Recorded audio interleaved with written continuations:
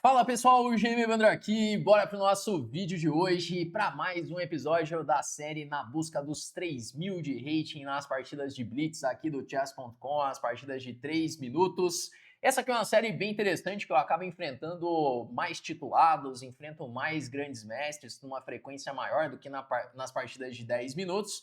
E é interessante também que é um baita desafio para mim jogar essas partidas de 3 minutos. Eu tenho uma tendência em querer pensar demais nas posições, então eu tenho que ir aprendendo aí nas partidas para não ser enrolado, né? Que nas partidas de blitz muitas vezes acontece de você ter uma boa posição e não ter tempo, né? Então tem que buscar aquele equilíbrio com o tempo também. E estamos aí já na primeira partida enfrentando um candidato a mestre que tem aí seus 2.845 de rating. Ele tá jogando aí a variante Semish da defesa em Dia do Rei. Defesa em Dia do Rei, que é uma defesa que eu venho jogando bastante, né, em todos os vídeos aqui do canal. Eu até na aula de ontem, para os alunos da Chessflix, estava falando que eu vou fazer um novo curso de Índia do Rei para os alunos. Né? Lá já tem um curso de Índia do Rei, mas eu quero fazer um com as linhas que eu venho usando aqui nos vídeos do YouTube. Isso vai ser bem interessante. E vamos lá, vamos jogar a 6 com a ideia de B5. É legal que a galera que assiste aqui as partidas e é aluno vai poder ir aprofundando cada vez mais nas posições, né? Vamos ver se eu consigo gravar esse novo treinamento, esse novo curso. Bom, e aqui eu joguei cavalo E3, ele tá querendo... Cavalo E5, ele tá querendo fazer F4. Eu queria jogar... Eu vou jogar o B5 de qualquer jeito. Né? Tem que jogar esse B5. Porque agora bispo toma, eu vou ter algumas opções, como sacrificar a qualidade. Ele não jogou esse. E agora se eu jogar bispo D7, cavalo D6, torre B2, ainda não.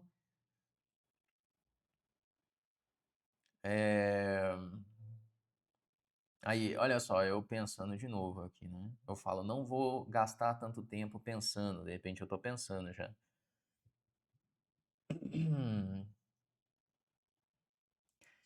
Vou jogar esse. Impressão que eu já... se eu jogar F4 eu volto o cavalo para D7, tem uma pressão em E4, né? E agora eu tô querendo jogar bispo D7. Posição complicada, vai. Posição é complicada.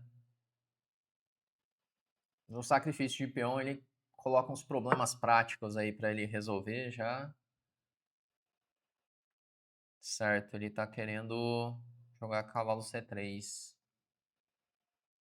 Como que eu aproveito aqui? Como que eu aproveito isso? Essa é a grande questão. Jogar bispo D7. Não tô vendo exatamente ainda como aproveitar disso. Jogar torre A8. Tentar ser um pouquinho mais prático, para não ficar muito atrás no tempo. Estamos sempre com esse desafio do tempo aqui. Torre A5, ameacei torre, toma B5. B4, jogo torre por B5 mesmo. Se cavalo A3... Caramba, agora vai virar um caos tremendo essa partida, né? Cavalo G4, toma. Toma. Bom, vou jogar bispo por B5 primeiro.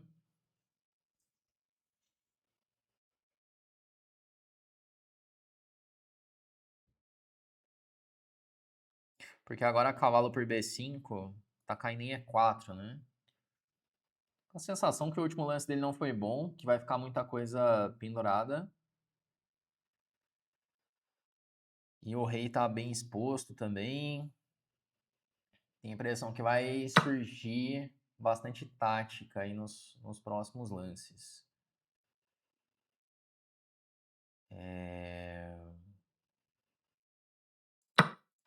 Vou jogar esse.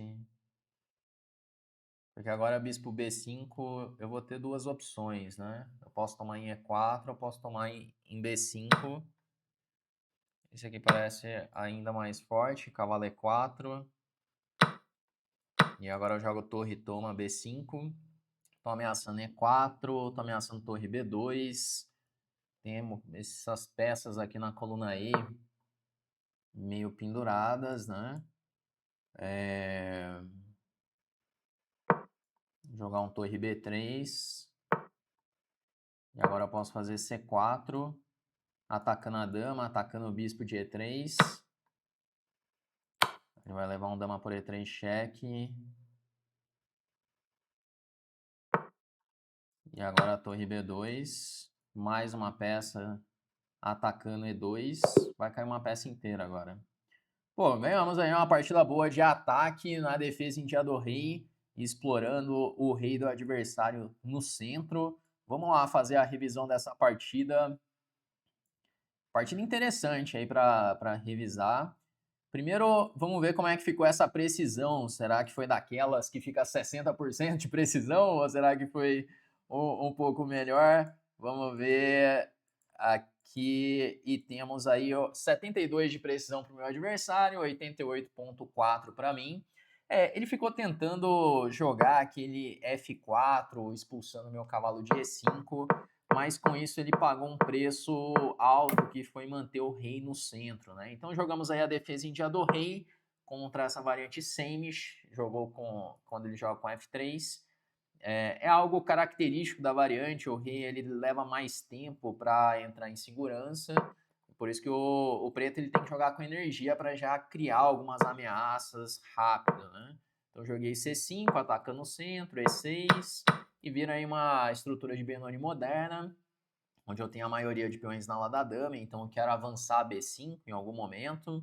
Esse é um dos meus planos, joguei H5 para defender o peão. Torre E8 é a casa da torre, nessa variante, que tem a coluna semi-aberta. E aí ele fez esse plano de cavalo F4, cavalo D3, aqui ele tá viajando com esse cavalo, né? Perdendo tempos bem desnecessários, ele podia jogar bispo E2 e rocar pequeno, faria muito mais sentido. O B5 direto era o lance.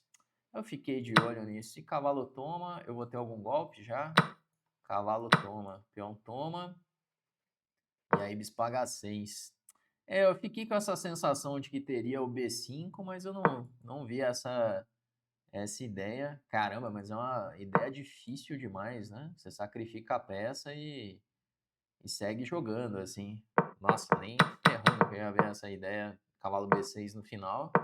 Eu joguei o plano mais tradicional, que é a ideia de avançar a maioria de peões na ala da dama. É interessante isso aqui, que a estrutura de peões, ela te diz muito o que fazer nas partidas. Eu sempre falo isso para os alunos, aprender a jogar a estrutura de peões, porque ainda que você não saiba o lance teórico, não saiba ali exatamente o melhor lance, a estrutura ela te diz o que você tem que fazer. Então, aqui no caso, eu tenho que vir para a ala da dama. E aí eu joguei B5 sacrificando um peão. Ele aceitou o sacrifício, até aqui a partida está equilibrada. Só que aí ele jogou cavalo D1. Nossa, mas esse cavalo passeou, hein? Caramba, o cavalo foi para E2, foi para F4, foi para D3, foi para F2 e foi para D1 agora. Eu joguei bispo D7, era melhor H4. Aí torre A8 não é o lance também. H4 de novo era o lance. Ele gosta dessa ideia de jogar um H4 para cavalo H5 e cavalo G3. E aí eu faço torre A5, cara, de novo era H4, uns 3 lances seguidos era H4, e aí ele faz F4, que é ruim. Ele tinha que tentar rocar, gente, tem que tentar rocar, só que aqui realmente, aqui tinha que ser cavalo A3, na verdade, que eu tô ameaçando tomar em B5. Aqui talvez já, por mais que ele dá uma vantagem para as brancas, posição bem perigosa de jogar de brancas, né? Tem uma iniciativa forte. Aí aqui que ele viajou, né? Jogou F4 com o reizão no centro. É claro que vai dar problemas. Eu joguei aí sacrificando a peça, mas esse sacrifício é relativamente fácil até de ser feito, né? Porque tá levando um monte de temas na coluna E, tá caindo B2, sacrificar assim é fácil, né? E aí depois levou C4 e acaba perdendo a partida. Vamos lá, tivemos aí uma partida interessante, a primeira partida, 2.861 é o rate atual agora. E vamos lá para uma segunda partida, lançado aí um desafio, procurando aí um oponente E temos aí um adversário. Quem será que é esse cara, hein? Um chinês de quase 3.000 de rating. Bom, o cara deve jogar bem, né? Vamos lá. Jogando aí contra uma siciliana com B3. Geralmente se joga com C4 aqui. Não posso jogar D5 direto nessa posição. Eu acho que nessa posição D5 é bom. E agora... eu acho que dá pra fazer dama E7 mesmo. Eu não lembro exatamente. Eu lembro de ter preparado isso há muito tempo. Eu ganhei uma partida interessante até nessa linha. Mas... não lembro muito bem. Vamos jogar bispo F5. Talvez até tomar em C2 mesmo. E rocar grande. Jogar essa posição. Bom, jogar rápido, né? Vamos acelerar aqui. Eu tenho esse problema aí nas partidas de Blitz, que às vezes surgem umas posições interessantes e aí eu fico querendo caprichar. E aí eu esqueço que o tempo vai embora, né? Então não dá para ficar caprichando tanto assim na posição. Vamos desenvolver o bispo para D6. Eu gosto da minha posição, parece uma boa posição. Cavalo em A3 está ali fora de jogo. Se eu conseguir manter essa peça fora de jogo por mais tempo, vai ser uma boa. Cavalo H2. Eu acredito que eu posso jogar agora um cavalo B4. Defendo, fico ali criando umas ameaças também. Ele está querendo trazer o cavalo para E3. Jogar... eu vou jogar torre E8. Agora bispo E6, defendendo D5. Se eu conseguir jogar B5 e D4, aí ficaria legal, né?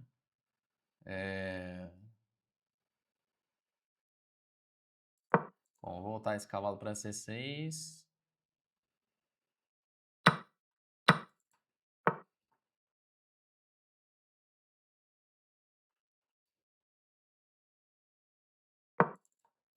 Jogar esse.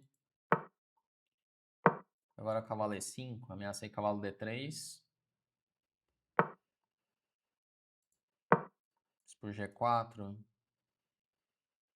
Que aí... não sei onde que ele vai colocar bem essa torre. Porque torre D2 leva cheque, né? E dependendo de onde tirar essa torre, ele vai levar um cavalo D3 também.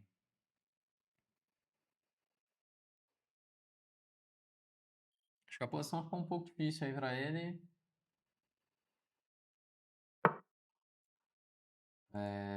Vou jogar cavalo D3. Tem o controle da coluna. Ganhei uma peça aqui, não é? Cavalo B2. Bom, ganhamos aí a partida, né? Vamos lá, o cara foi meio parceiro aqui. Vão dizer que é um ator pago chinês, né? Um ator pago chinês que jogou essa partida. Fiquei curioso para saber quem é esse grande mestre, né? Aqui não aparece, aqui deve ser a conta secreta dele. Se alguém aí descobrir, tem a galera que é meio hacker aí, consegue descobrir quem que é os grandes mestres aí. Depois deixa aí nos comentários e vamos analisar aí a partida com ele. Vamos ver o que rolou. Acho que ele ficou mal já na abertura. Aquela ideia que eu falei de jogar o D5 rápido, eu lembro de ser interessante contra essa variante. Vamos começar vendo aqui a precisão da partida. Então, meu adversário aí, o grande mestre chinês aí, fez 80.4 de precisão. Eu fiz 89.1 de precisão, não foi daquelas mais precisas. E deixa eu ver se rolou alguma coisa a mais. Bom, uns lances bons. Deixei escapar, tive alguma chance que eu deixei escapar. E ele cometeu ali 4 erros, eu cometi só um erro. E aqui tem essa avaliação que ele dá, né? Ele fala que eu Ele fez 2.700 de performance, eu fiz 3.050 de performance. Vamos lá, vamos fazer a revisão então da partida. Vamos ver aqui o que aconteceu, só tirar essa tela daqui. Bom, então ele começou aí jogando com E4, jogamos aí uma siciliana com E6, e ele joga esse lance, o B3. Então, o cara que vai jogar siciliana, além de conhecer a variante principal da siciliana, ali a variante aberta, ele vai ter que conhecer as anti-sicilianas. Então, a variante B3 é uma anti-siciliana, ele está fugindo ali das linhas tradicionais. Então, especialmente quem começa a jogar a siciliana tem muita dificuldade com essas anti-sicilianas, só que elas não são tão graves assim. Você só precisa ter uma linha para enfrentar cada uma delas, né? Então, tem até um curso que eu fiz ali para os alunos da Chessflix de anti-sicilianas, um curso bem legal para aprender a jogar contra essas linhas menos usuais. E contra B3 eu gosto de jogar aí com A6, que é um lance útil de siciliana, dá para jogar com B5 para bispo B7, e manter um pouco mais aqui a tensão, né?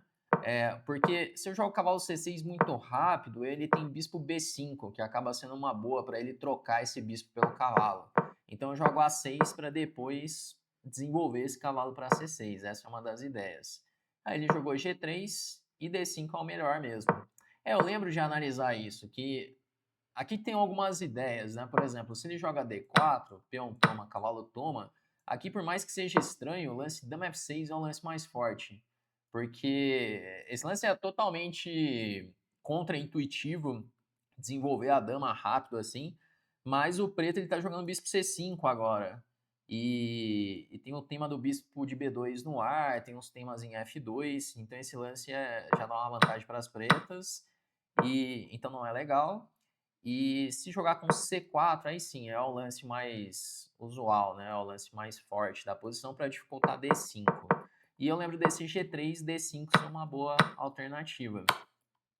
Porque se ele jogar agora com D4 para isolar o meu peão, tem esse bispo G4, com ideias de dama E7, roca grande, fica uma posição legal para as pretas. Bom, ele jogou esse, bispo E6 era melhor, dama E7 parece que está mais ou menos ok. Aí ele jogou esse cavalo A3. E é aquilo, né, gente? Cavalo no canto é um desencanto, né? Cavalo, às vezes a gente acaba desenvolvendo um cavalo no canto, às vezes pensando que vai melhorar esse cavalo depois, mas o cavalo vai ser o ponto principal da partida, né? Ele vai perder a partida por conta desse cavalo mal colocado. Ele rocou pequeno, F6, cavalo G6, H5, leva vantagem das pretas. Essa leva vantagem é porque eu tenho mais espaço no centro, né? E o cavalo não consegue voltar para o jogo tão fácil assim. Segui desenvolvendo e aí ele foi com um plano estranho que ele colocou os dois cavalos no canto, né? Olha, o lance era cavalo B1 para tentar melhorar esse cavalo. Existe um princípio estratégico que chama o princípio da pior peça, que ele pode ser usado em diversas posições. E o que é esse princípio da pior peça? Basicamente, você analisar a sua posição, olhar para suas peças e ver qual que é aquela peça que está mal colocada. Pois, basicamente, o seu desafio vai ser encontrar uma forma de melhorar essa peça. Pois uma peça mal colocada, ela pode estragar toda a sua posição. E é o que está acontecendo aqui na posição dele. Se ele usasse esse princípio da pior peça, poderia fazer o lance cavalo B1, com a ideia de cavalo D2 e voltar esse cavalo para o centro. E aí já melhorou consideravelmente a posição. Você vê que a vantagem das pretas é uma vantagem pequena. Ele jogou cavalo H2, aí eu fiz cavalo B4, cavalo F1, torre E8. Aqui cavalo E5 já era uma boa. Por que ele gosta tanto de cavalo E5, hein? Porque se jogar cavalo E3 agora, bispo E6. Ele só melhora aí a peça, só melhora o cavalo. Às vezes começa a ter uns temas até de ter um lance assim, né? Eu joguei torre E8, e aí D4 dele interroga também. Era melhor ter tomado, inclusive. Toma, bispo toma, vai ter algum descoberto agora? Cavalo C6, bispo B2. O cavalo E5. Ele só gosta das minhas peças mais ativas mesmo. O cavalo ele tá muito mal colocado, né? Ele jogou esse, eu voltei. Aí C4, empolgou demais, né? Empolgou aí com o C4, querendo voltar o cavalo para o jogo, criar algum contra-jogo. Aí veio o cavalo E5, já ameaça o cavalo D3. Ele defendeu o bispo G4. E aí vem o cavalo D3, toca na torre de E1, toca em B2. E aqui meio que perdeu já, né? Porque torre toma, tô ameaçando o cavalo B2, como que ele defende?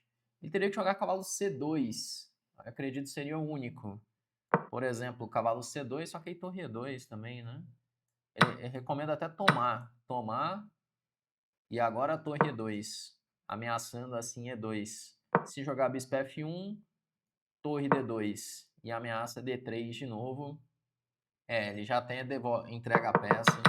A posição tá bem perdida. A verdade é que aqui ele entregou a peça, mas não tem como salvar a peça já, né? A posição já é uma posição perdida já. Bom, boa partida essa. Vamos lá, 2.872. Vamos ver o que acontece aí nos próximos episódios. E se de repente você está querendo aprender mais sobre xadrez, quero aproveitar aqui para te convidar a se tornar aluno da Chessfix, que é a nossa escola de xadrez.